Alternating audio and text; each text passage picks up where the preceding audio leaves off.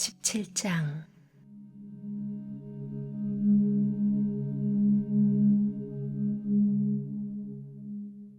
요셉의 맏아들 므낫세 자손이 제비 뽑아 받은 땅은 이러하다. 므낫세의 맏아들이여 길르앗의 아버지인 마길은 뛰어난 용사였으므로 길르앗과 바산을 이미 받았다. 그래서 나머지 제비 뽑은 땅은 나머지 므낫세 자손과 그 가문들 곧 아비에셀, 헬렉, 아스리엘, 세겜, 헤벨, 스미다 가문들에게 돌아갔다. 이들은 요셉의 아들 므낫세의 남자 후손으로 각기 가문을 이룬 이들이다. 므낫세의 아들 마길은 길르앗을 낳고 길르앗은 헤벨을 낳고 헤벨은 슬로브앗을 낳았는데 슬로브앗에게는 아들이 없고 딸만 있었다. 그 딸들의 이름은 말라, 노아, 호글라, 밀가, 디르사다. 그들이 제사장 엘르아살과 눈의 아들 여호수아와 지도자들을 찾아가 말했다. 하나님께서 모세에게 명령하시기를 우리의 남자 친척들과 함께 우리에게도 유산을 주라고 하셨습니다. 여호수아는 하나님께서 명령하신 대로 그들의 아버지의 형제들과 함께 그들에게 유산을 주었다. 므낫세의 딸들이 아들들과 함께 유산을 받았으므로 므낫세의 유산은 요단강 건너편의 길르앗과 바산 땅 외에도 10몫이 되었다. 길르앗 땅은 나머지 므낫세 자손의 몫이 되었다. 므낫세의 경계는 아살에서 시작하여 세겜 맞은편에 믹므닷에 이르고 거기서 남쪽으로 내려가 엔다프와 주민이 사는 곳에 이른다. 다부아 땅은 므낫세의 소유지만 므낫세 경계에 있는 다부아는 에브라임 지파의 소유다. 경계는 계속 남쪽으로 이어져 가나 시내에 이른다. 그곳 성읍들은 므낫세의 성읍들 가운데 있지만 에브라임의 소유다. 므낫세의 경계는 시내 북쪽으로 뻗어 바다에서 끝난다. 남쪽 땅은 에브라임의 소유고 북쪽 땅은 므낫세의 소유며 서쪽 경계는 바다다. 그 땅은 북쪽으로는 아셀, 동쪽으로는 이사갈과 맞닿아 있다. 이사갈과 아셀 안에도 므낫세의 소유가 있었는데 벳산과 이블르암 그리고 도르와 엔돌과 다은악과 무깃도 백성과 그들의 마을들이다. 그 목록에서 세 번째는 나봇이다. 므낫세 자손은 그 성읍들을 끝내 점령하지 못했다. 가나안 사람이 꼼짝도 하지 않았기 때문이다. 나중에 이스라엘이 더 강해지자 그들은 가나안 사람에게 강제 노역을 시켰다. 그러나 그들을 쫓아내지는 않았다. 요셉 자손이 여호수아에게 말했다. 어찌하여 우리에게 한몫만 주셨습니까?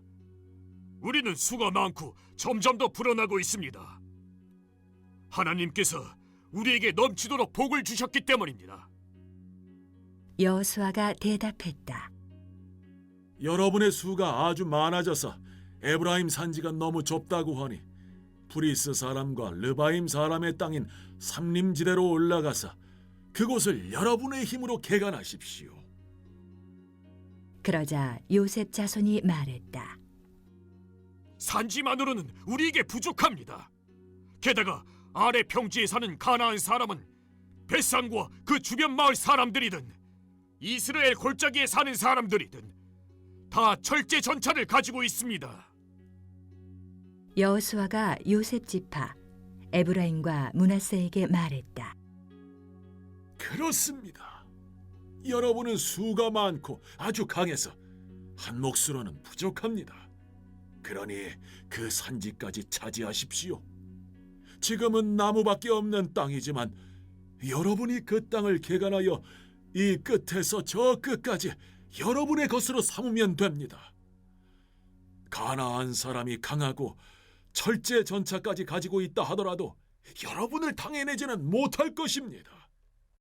요셉 자손 중 에브라임 지파의 기업 분배에 이어 요단 서편 므낫세 지파가 제비를 뽑아 기업을 결정합니다. 본문은 므낫세가 요셉의 장자라는 사실을 밝힙니다. 저자는 아마 에브라임 지파가 먼저 가나안 중심부의 땅을 기업으로 분배받았지만 족보상으로는 므낫세가 장자임을 확실히 하고자 한 것 같습니다. 므낫세의 장자 마길은 길르앗의 아버지여 용사로 소개됩니다. 여기에서 길르앗은 지역 이름으로 볼 수도 있지만 사람 이름으로 해석할 수도 있습니다. 지역 이름으로 볼 경우 아버지는 주인을 의미합니다. 2절에 므낫세의 남은 자손은 므낫세 지파 중 요단 동편에 정착하지 않은 6 부족을 가리킵니다. 그들은 아비에셀, 헬렉, 아스리엘, 세겜, 헤벨, 스미다 자손입니다. 3절로 6절입니다. 요단 서편 므낫세 지파의 기업 분배 기사는 슬로브와 딸들의 유업에 관한 기사를 중요 위치에 다룹니다. 슬로브앗은 헤벨의 아들로 아들이 없고 딸만 있었는데 그 딸들의 이름은 말라, 노아, 호글라, 밀가, 디르사입니다. 저자가 여인들의 이름을 이렇게 일일이 열거하는 것은 매우 이례적인 일로 이 여인들에 대한 저자의 특별한 관심을 반영하죠. 슬로브앗의 딸들이 땅 분배 지도자들에게 나온 것입니다. 이 사건은 민수기 27장을 배경으로 합니다. 그때까지의 규정에 의하면 유산은 남자 자손들에게만 주어지도록 되어 있었습니다. 슬로브앗의 딸들은 아들이 없이 죽은 아버지의 이름이 없어지는 것을 염려하여 딸들도 가나안 땅에서 기업을 받게 해줄 것을 요청하게 됩니다. 하나님께서는 그들의 요청을 들어주도록 모세에게 명령하시고 이를 계기로 딸들의 상속과 관련한 새로운 규정을 마련합니다. 슬로브앗의 딸들은 이 규정에 근거하여 여호수아와 지도자들에게 요청하기 위해 나온 것입니다. 여호수아 지도자들은 하나님의 명령에 따라 슬로브앗의 딸들에게 요단 서편의 땅을 기업으로 줍니다. 이렇게 해서 요단 서편 지역은 헤벨의 자손 중 슬로브앗의 딸들에게 6개의 분깃이 돌아가게 되었습니다. 결과적으로 요단 서편 므낫세 지파의 기업으로는 헤벨의 자손을 뺀 5 부족과 슬로브앗의 딸들 5을 합하여 도합 10개의 분깃이 돌아가게 된 것이죠. 므낫세 반지파가 요단 동편에서 받은 길르앗과 바산을 더하면 도합 12개의 몫을 므낫세 지파가 차지하게 된 것입니다.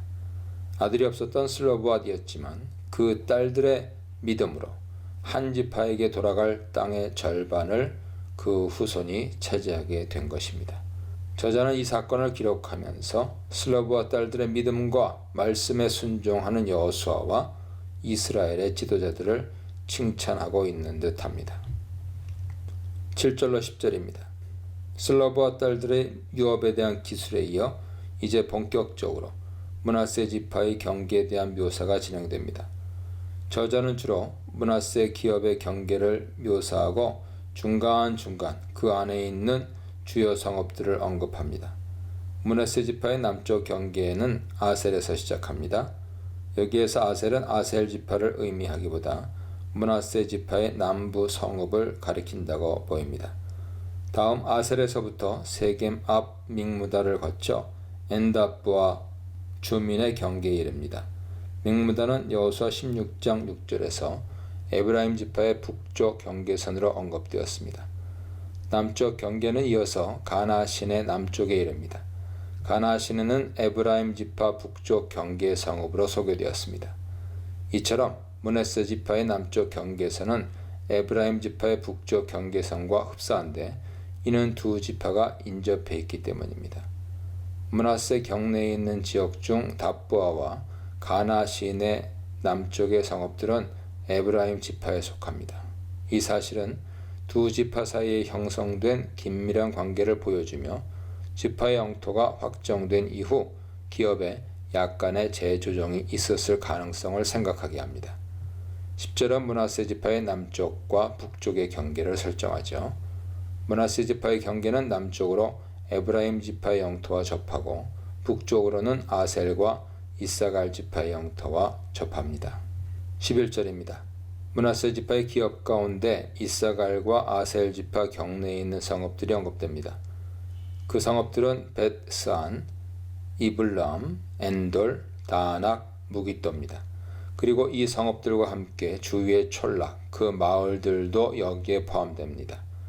에브라임 지파가 므낫세의 기업 내에서 성읍들을 가지고 있었던 것과 유사하게 므낫세 지파 역시 이사갈과 아셀의 영토에서 6개 성읍을 갖게 된 것이죠.